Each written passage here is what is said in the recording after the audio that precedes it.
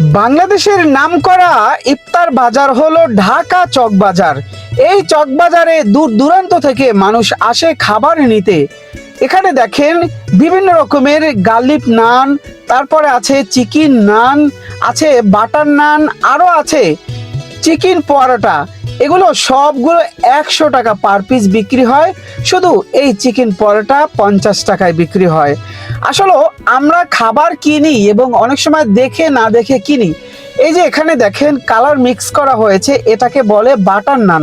তো এই বাটার নান কিভাবে 70 টাকা হয় পার পিস। এখানে দেখেন পুরো চকবাজারটায় একেবারে ইফতারির বাজার, মানে পুরো রাস্তায় ভরে গেছে।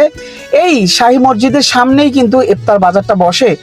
আমরা নামাজ পড়ে দেখলাম যে এখানে ভাই পুরাই অবাক, আস্ত মুরগি, আস্ত খাসি সব কিছুই পাওয়া যায়। এই যে মুরগি দেখেন, আস্ত মুরগি 300 টাকা পার পিস, আপনারা দেখতেই পারতেছেন।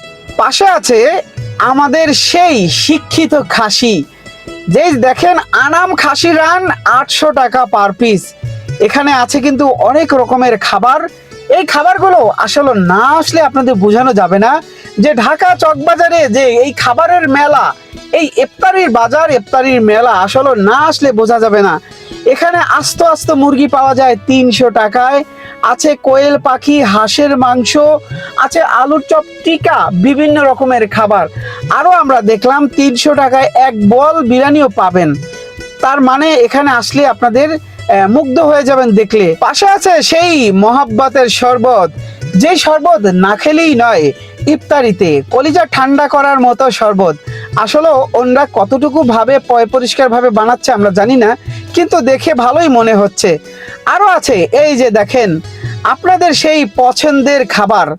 এখানে আছে পাহাড়ি আনারস, যে পাহাড়ি আনারস অনেক মিষ্টি হয়ে থাকে, আর এই আনারস কাটিং করে দেওয়া হয় এত সুন্দরভাবে, আসলে দেখে আপনি মুগ্ধ হয়ে যাবেন।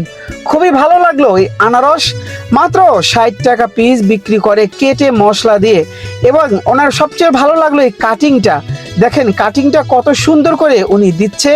আমরা দেখলাম